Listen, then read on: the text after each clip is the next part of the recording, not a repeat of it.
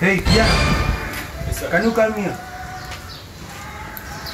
How are you? Fine. Na umeamua kuja leo siku ya mazingira day. Umeamua kusoma eh? Mr. Kwa leo kuna shule? Seriously. Kwani aga unaangalia nini huko kwenu? Naangalia nasikiza ngoma kwa radio. You mean you don't have television to watch? Tuna. Mimi na simu pekee na radio na nasikiza madogo.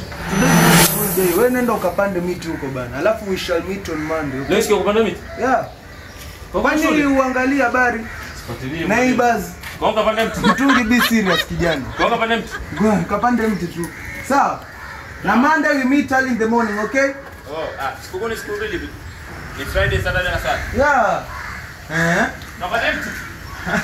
Are you normal? Mwalimu mimi nene kapanda miti. Ngoto kuna mti. Leo sikia kupanda miti bana. Kupanda miti. Mimi niambia kupanda miti. Leo sikia kupanda miti. Kupanda miti leo. Mwalimu ananiambia kupanda miti sasa kupanda miti.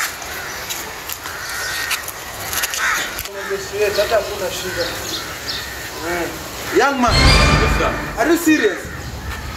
Unafanya nini hapo? Niambia leo sikia kupanda miti. Kupanda miti. Are you student very serious? Sikumaanisha eti sikupanda mtu kapanda mti hapo. Kwani mzazi ana mtoto hapa. Can you calm down?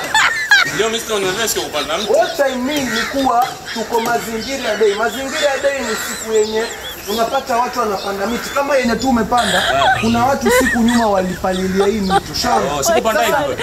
Young man, you're not serious man. Can you calm down? Rojo. Stupid Mwalimu mongo. niambia leo sikia kupanda mti. You're not serious. Can you calm down? Sasa hivi pia kupanda mti. Na uende ukapande miti. Hebu shuka tena nikakuonesha tu jinsi gani. Mr. Bana, naona ndio kupanda mti. Young man, are you serious?